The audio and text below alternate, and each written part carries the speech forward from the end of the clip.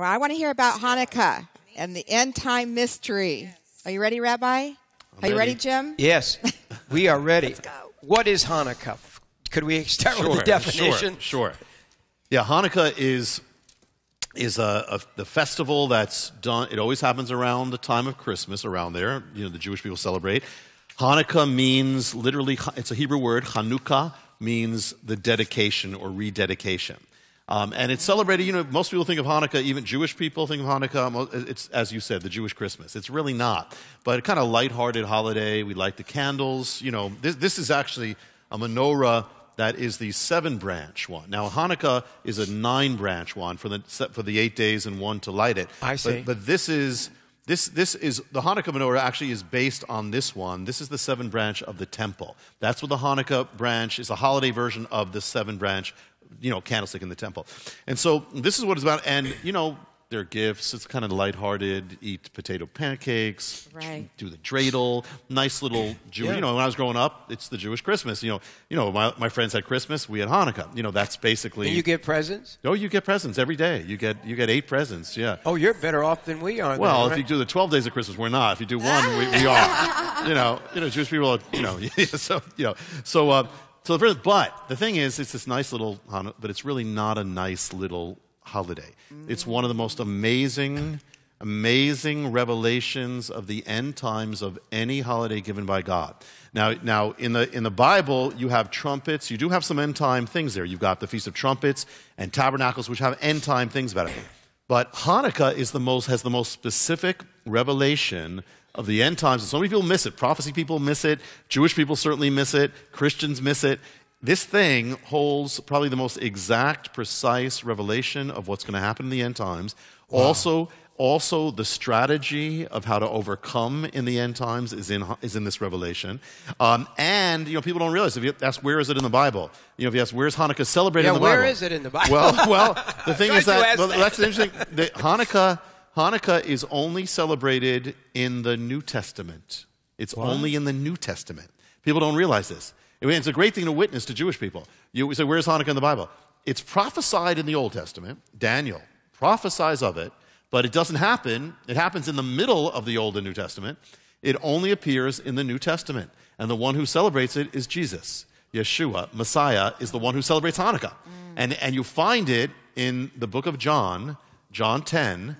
And the problem is, when they translated it into the Greek and into English, you can look at it and you don't even realize it's Hanukkah. It says in John 10, it says it was wintertime, and Messiah was in the temple in Jerusalem. It was wintertime, in the porch of Solomon. It says, and it was the feast of dedication. Oh. Dedication is how we read it, so nobody knows. Dedication in Hebrew is Hanukkah. Hanukkah. It's Hanukkah. So the one who celebrates, the only one in the Bible who celebrates Hanukkah is Jesus. Jesus, the one that centers on Christmas. We don't know that he celebrated Christmas, but he celebrated Hanukkah. So the one who, you know, so there's a connection right there. Oh, and that's a great thing. Again, a witnessing tool to Jewish people. Do you know where Hanukkah is in the Bible? New Testament. Oh. It's John 10.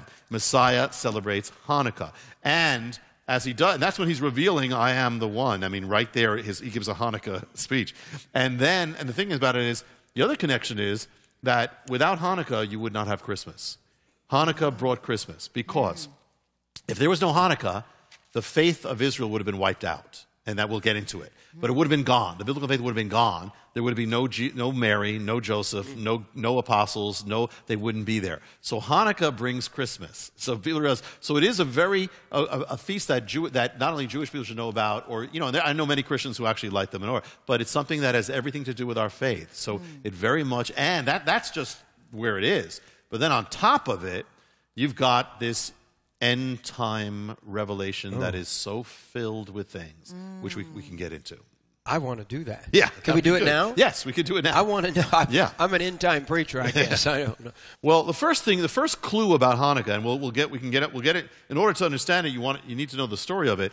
But before that, to even say this, for instance, the history of Hanukkah, the record is not the Bible proper. It's in the book of Maccabees. That they record it. But it is history. It's real, and God was in it. God was doing this. Because again, if he didn't do it, you'd have no Messiah coming. Right. So God was in Hanukkah. And so it's recorded in the book of Maccabees. That's history. It's not the Bible. We can use it as history. And so what it says is, it speaks about what they did. It speaks about it talks about this man called Antiochus, who was this king we're going to get into, but this has everything to do with the end times. And it speaks about something that the book of Daniel prophesies of it. So the book of Daniel says, so you read the end of Daniel, it says, he speaks about Antiochus. He speaks about the events of Hanukkah. And he speaks about and what he says is, he says, what Antiochus did is he desecrated the temple. Sound familiar? He desecrated the temple, and he caused the sacrifices to cease. And says, for how long is this going to be? And the answer given in Daniel, in the original version, it says it will be for a time, times, and half a time. A time is a year, times is 2 years, and half a time is 3.5 years. So Hanukkah, you begin to have this figure of 3.5 years is all about this thing about Hanukkah. But then when you read Daniel, who speaks about this, he also speaks about the end. He says, the people of the prince who will come will destroy the city. He speaks about the Antichrist. The people who destroy the city were the Romans. He's saying the people, the prince who shall come, he will make a covenant for a week. It's a year, 7 days. He says, in the middle of the week, he'll turn against this. The middle of the week, that's 3.5 years. That's times. That's the Hanukkah number you find in the end times. Then when you read the book of Revelation, you see it says, Revelation 11, I was given a reed like a measuring rod and told, go and measure the temple of God, the altar, count the worshipers there, but don't measure the outer court. They will trample the holy city for 42 months. How long is 42 months? 3.5 years. Yes. That's the Hanukkah number. Times 3.5 years. Then Revelation 12, verse 6 is the woman fled into the desert, place prepared. She was going to be taken care of for how long? 1,260 days. How long is 1,260 days? 3.5 years. 3.5 years. All that. So right away, you're seeing that Hanukkah is the beginning of all this revelation that it comes back in the book of Revelation. And so to understand this has to do with Antichrist. 3.5 everything, years. And Hanukkah has... Am I getting ahead of myself yes. here? No, you're right. You're absolutely right. But you all know 3.5 years, that's where and then the 7 years, and then the 3.5 is the Antichrist. Yes. What does this have to do with Antichrist in Hanukkah? It's all revealed in Hanukkah. The Antichrist is revealed in Hanukkah. The end times are revealed in Hanukkah. The persecutions revealed in Hanukkah. What's happening in America is revealed in Hanukkah. It's all there. And the thing is, for instance, here's another one. Daniel speaks about this desecration of the temple. And they called it back then, they called it the abomination desolation. That's right. That was Hanukkah. That had to do with... But then Messiah says, when you see what was spoken of by the prophet Daniel, it's not just what happened, it's going to happen again. Yes. What happened in Hanukkah is going to happen in the book of Revelation. Oh, my Lord. So it's all there in Hanukkah specifically about... It's going to touch everything that's happening right now, even what we were here to pray about, what happened in America. It's all there. And people are innocently celebrating this thing without realizing how incredible. And it's going to give also the strategy of how to overcome in the end times. So but Jesus says the abomination of desolation will take place before he returns. That's right. And people say, oh, no. Everybody seems to be teaching that the Antichrist will not be revealed till after Jesus comes back. But yet Jesus says the opposite. Isn't that right? Yes. And you're teaching this. This is the most in-depth teaching on this I've ever heard. Yeah. Don't let me interrupt you. Let's go on. No, this is actually, linking just a link to the Harbinger, is that people say, well, how does this all go together?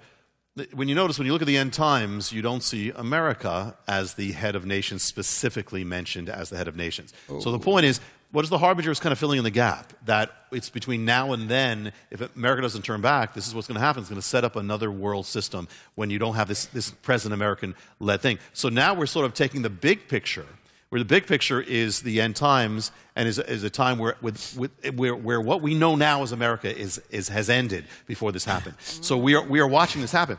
And to understand this, Jim, and to understand Hanukkah, to understand where this is going to open up everything. And by the way, there's probably tons of stuff that I haven't seen, but that are there. Oh, so it's all there. It's amazing. And so the first thing is, we got to know the story of Hanukkah in order to understand it. This is the blueprint. Just like with the Harbinger, you have a blueprint of what's going to, ancient Israel, and you have America, you have a blueprint of the end times. So what happens?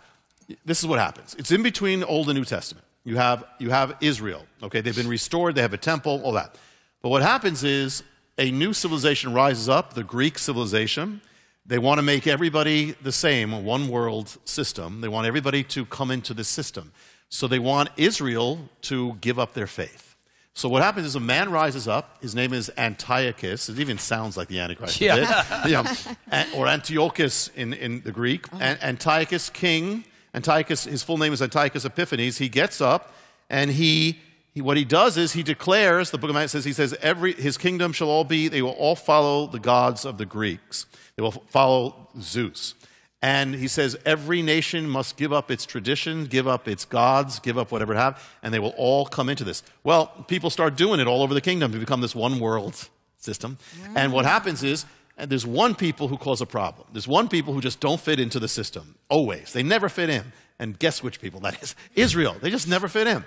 And so always a problem. So he says, you know what? I'm going to wipe them. I'm going to wipe out this faith. And if he did this is the enemy, because the enemy knows that Jesus is coming. If he can wipe this out, he tries to wipe it out. Then he tries, just like a little tangent, same thing when Israel was going to come back as a nation in 1948 and all the prophecies are going to be fulfilled, guess what the enemy does? He raises up Hitler to try to destroy Israel. Because if he does it, he stopped all the prophecies. So that's why it's so satanic. Well, even before Messiah comes this. It's an attempt to destroy the faith of Israel, make everybody apostatize. So he puts the laws. What he does, he goes into the temple, into the holy place, and he sets up an idol in the temple. Does that sound familiar? He sets up an image in the temple, and he slaughters a pig in the temple to desecrate the temple. So it is called the abomination desolation. It makes the holy place desolate. And so for for this time period, he abolishes all sacrifices to God, and the temple becomes a pagan temple, the temple of God. A pig is a very unclean animal in Bible days. Yes. Old Testament. Still, yes. Still not very clean, Jim. Sorry, you pig farmers. Don't get mad at us. But they really, and so it was an abomination that bring a pig. Yes. It's so opposite of a lamb. Exactly. Because the spirit, and we're going to get into it, because we're going to get into the spirit of the Antichrist. People look for the Antichrist, which is, one thing, but the point is people don't realize the bigger picture. The spirit of the Antichrist is already working and already affecting our lives as we get closer. And that's revealed in Hanukkah. So what happens is, so he desecrates it. The temple of God, the holy temple, becomes a pagan temple. It becomes a desecrated, unholy, the house of God. They have pagan celebrations in it. It's darkened. They have sexual immorality in the temple, and it's off limits. No Jewish person can go up there and worship God. Then he says we're going to persecute the people of God. Anybody caught with a Bible or a scroll is going to be killed. And they start burning scrolls, burning Bibles. They say anybody who observes the Sabbath is going to be killed. Anybody who teaches their children in the ways of God will be killed. If we're going to force across Israel, we're going to force people to worship the Greek gods. So they force people to sacrifice, they set up altars all over the land of Israel. And it looks like he's going to wipe out the faith of the Bible. It's going to be gone, in which case we would never be saved. So this is the enemy doing it all over.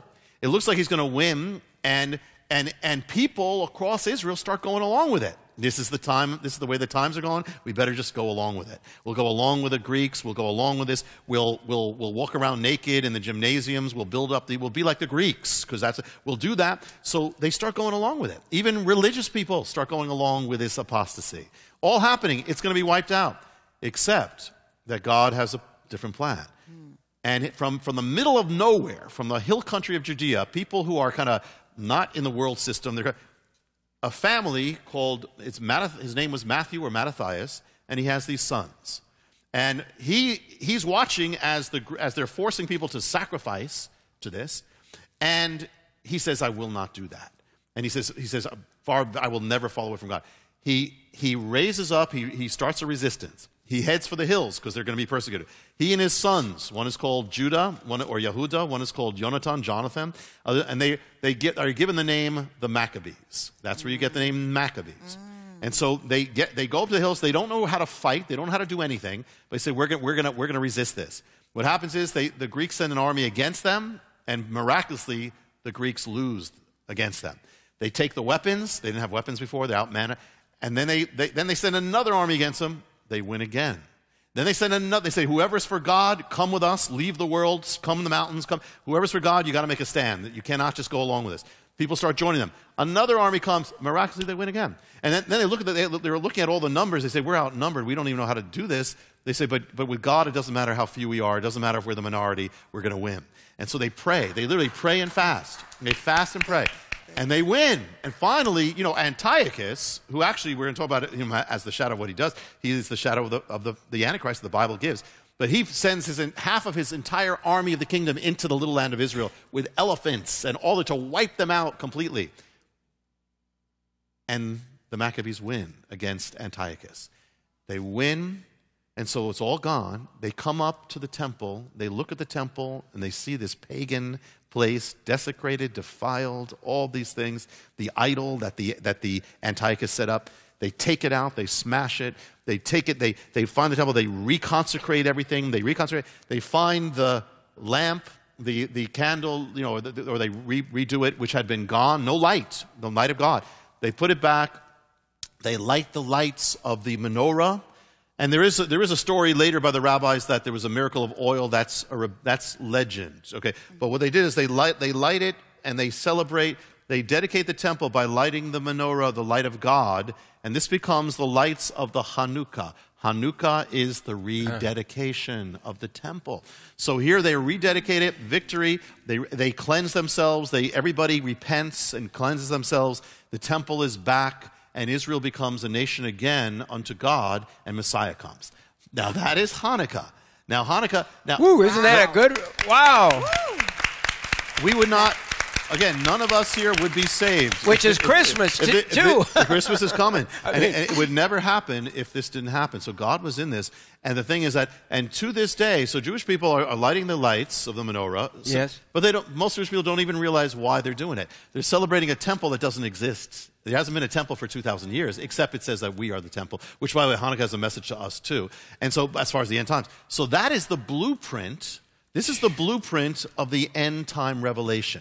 And from this, you're going to see, already, as I'm talking, I can see your things are clicking because it's going to have all sorts, it's going to tell us all sorts of things about what is happening, what will happen, and how to resist. And so that's where we can go now. If you want to open it up. But this is something where people would have no idea as they celebrate this and I got a gift, I got this. I have no idea how deep this thing is.